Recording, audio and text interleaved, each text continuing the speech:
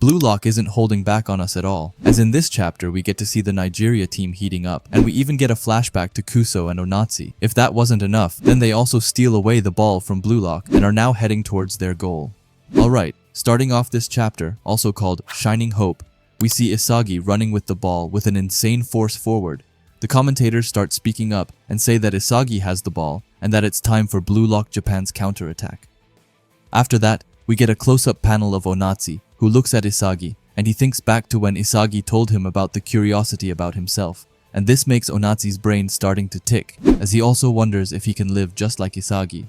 We then see Isagi being an absolute beast, as even with 2 defenders on him, he was still able to keep them away and get a pass off. The ball goes directly towards our little bee Bachira, who has just such a cute little wholesome smile as he gets the ball. But with that, we get back to Isagi, who honestly looks a bit mad at the Nigeria team as he asks them if this is really all that they've got.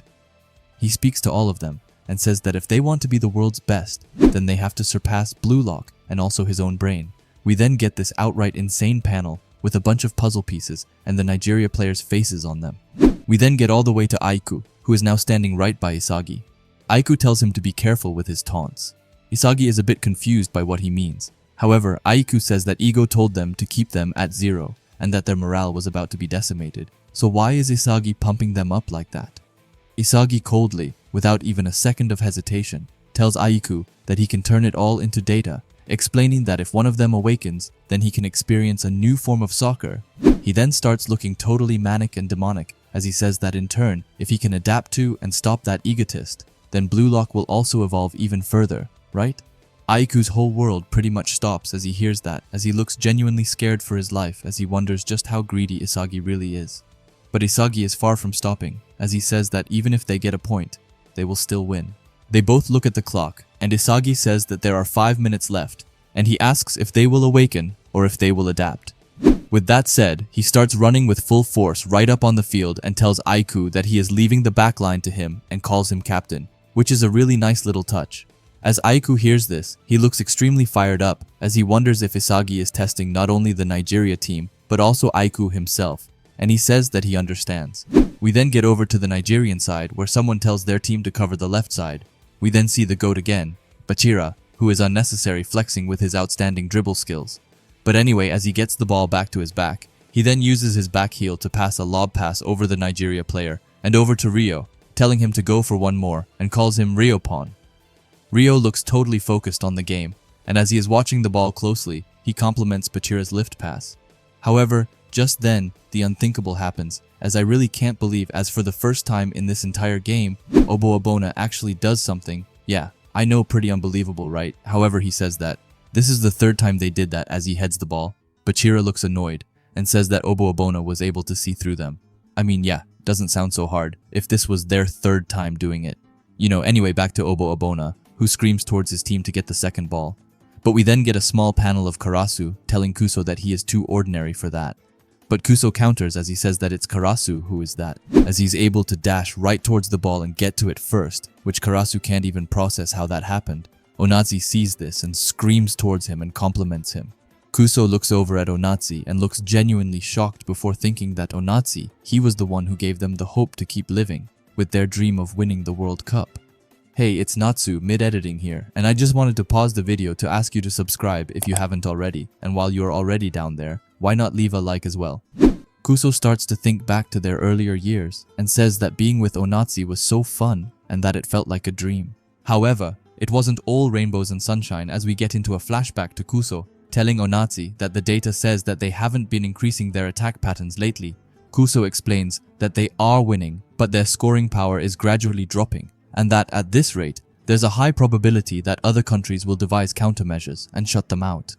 With that in mind, Kuso suggests that if they stop making Onazi the lone finisher and instead brought in a second player to help out in the front, adding in that it's also what the coach suggested. Onazi, who is laying and chilling on the couch, just asks Kuso if that wouldn't mean that he would get less playtime, or Oboabona or Bello.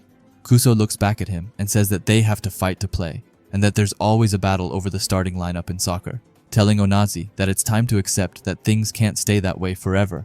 But before Kuso can even finish off that sentence, Onazi has already cut him off, and says that there's no way. He gets up and goes over to Kuso and tells him that he doesn't want to play soccer if it's not with all of them. Kuso just says his name before Onazi explains that he was so lonely, but that they all saved him, and that he wants to repay them for becoming his family, saying that he wants to take them all to the World Cup and win together. With that said, he tells Kuso that they won't change their method as they don't need other players. Kuso once again can just say his name, while in his head, he thinks that hearing this makes him so happy that he could die. But he wonders if this choice isn't just gonna kill of Onazi's own possibilities. However, Onazi just has a bright smile on himself as he says that it's fine as he is here, which that one-liner is really starting to get to me. But with that, we get back into the game where we see Kuso running high up on the field. Bello calls out for him and tells them, "Let's do it," and Oboabona tells him to go all the way from the defense line. But Kuso is currently stuck in his own brain, as he says that in the end, he caved to Onazi's kindness and couldn't say it, and before he knew it, their dream had gone from winning the World Cup to being together. However, as he looks forward to the Blue Lock players, he says that they have been exposed by them, or rather, that Isagi has been the one to expose them. With that, we get a close-up panel of Isagi with his meta-vision eyes out, which just looks so sick. After that, we see Onazi, who screams with all that he can towards Kuso to pass him the ball. Kuso says that he is going to, and thinks that here at the hottest place in the world, you can't move forward unless you throw them away, explaining that Blue Lock brought to light the part of Onazi's ego that makes him fight for himself, and not all of them, telling Onazi in his brain to chase after that curiosity in himself. With that said, we see Kuso actually being a bit of a baller, as he is able to cut through both Ryo and Karasu with some insane dribbles. We then hear Raichi, who screams at everyone to stop him, and Karasu is just left wondering when he got so sharp. We then see Raichi, who absolute crashes into Kuso's body as he tries to get the ball back. But we then get another speech from Kuso who says that their family dream might end here, but even so he wants to see when Onazi take on the world, and he calls it his own curiosity.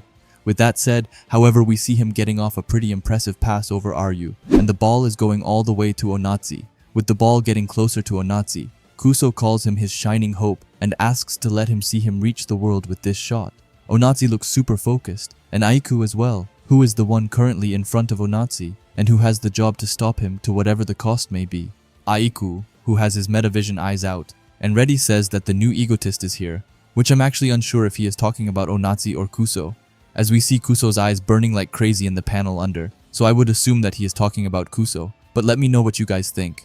Anyway, with that said, that's the end of the chapter. However, fear not, as there will be no break next week, which is always so insanely nice to hear, and on top of that, the next chapter will be called Afterglow, and honestly, I'm a bit conflicted on what I think will happen in that chapter. They have built up everything so insanely perfect for Onazi to get a goal here, and I also feel like the title Afterglow is something that a goal chapter would be called as, I don't know, it might be like some afterglow after Onazi's goal. And while everything is lined up pretty perfect for it with Kuso finally locking in, and the flashback between him and Onazi which proved their goals and ambitions, but with that said, it feels a bit too perfect, like the author really wants us all to fully believe that he will score. And with that said, I'm gonna go out and say that I bet that there will be no goal from Onazi in the next chapter. I might be wrong, but this is what I feel like is going to happen. I feel like Aiku is going to stop him, and he might get some help from Nico, as we didn't see him in this chapter, so his position is unknown for now. However, I feel like Isagi telling Aiku that he is leaving everything up to him and then running away, I feel like that really makes it set up for Aiku to blocking the shot, to kind of not disappoint Isagi and clear his test, which he said that Isagi was also testing him. With that, Blue Lock will get the ball and they will passes it over to Corona, who will start his planet hotline together with Isagi, as he wasn't shown in this chapter, as they are also on the same side on the pitch, and them two together will score the last goal of this match. And obviously Isagi will be the one to score while Corona gets the assist. I'm like super sure that this is what is going to happen. But please let me know what you think is going to happen down in the comments. And if you think that Nigeria will score, or if it will be Blue Lock who scores. Also, please rate this chapter on a scale from 1 to 10. Personally, I would give it a 5 actually, as it wasn't my personal favorite. Anyway, if you like Blue Lock and videos like this, then I would highly suggest you subscribe to this channel. And while you're at it, leave a comment and a like, as it helps out with the algorithm a ton. And if you are curious to see another video of mine, then please watch the video that will be popping up on the screen now. Anyway, thanks for watching and have a great day. Bye.